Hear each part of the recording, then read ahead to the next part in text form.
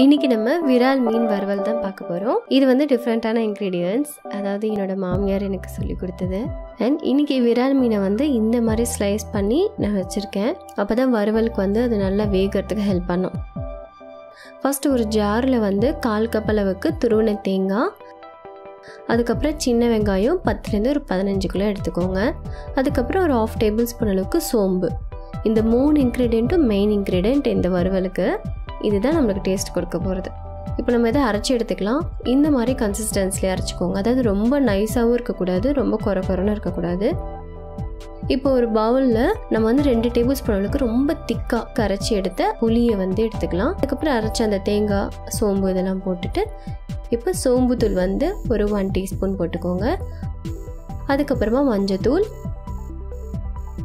Chilli powder, இது வந்து வீட்டில் அரைச்ச குழம்பு மிளகாய் தூள், அதுக்கப்புறமா தேவையான அளவுக்கு உப்பு சேர்த்துக்கிறேன். சேர்த்துட்டு எல்லாமே பார்த்திங்கன்னா நல்லா மிக்ஸ் பண்ணிக்கணும். எல்லா இன்க்ரீடியண்ட்டும் ஒன்றா மிக்ஸ் ஆகணும். அப்போ தான் அந்த மசாலா வந்து கரெக்டான கன்சிஸ்டன்சியில் இருக்கும்.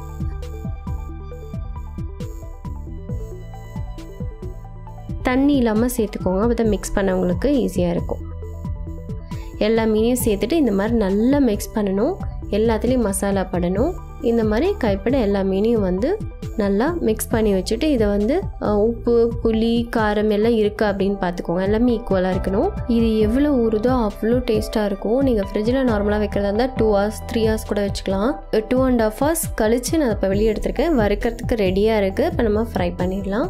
டீப் ஃப்ரை பண்ண தேவையில்ல, இந்த மாதிரி ஷாலோ ஃப்ரை பண்ணால் போதும். லைட்டாக ஆயில் சேர்த்துட்டு பேனில் இப்போ நம்ம மீனை வந்து எல்லாத்தையும் உள்ளே சேர்த்துக்கலாம்.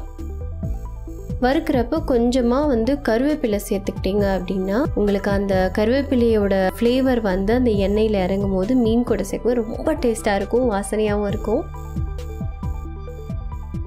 இன்னொரு முக்கியமான விஷயம், இது வறுக்கிறப்ப ரொம்ப வந்து தீச்சிடாதீங்க, ரொம்ப கருப்பாக எடுத்துடாதீங்க. இந்த மாதிரி மசாலாலாம் வந்து அந்த கோல்டன் ரெட்டில் வரும், அப்பயும் வந்து மீனும் ரெடியாக இருக்கும்.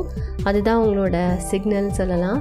ஸோ இந்த டைமில் நம்ம மீனை எடுத்துடணும். இல்லைனா வந்து என்ன ஆகும் அப்படின்னா மீனோட டேஸ்ட்டும் மாறிடும். மீன் வந்து ஒரு மாதிரி ரொம்ப ஹார்ட் ஆயிரும், சாப்பிட்றதுக்கு நல்லாவே இருக்காது.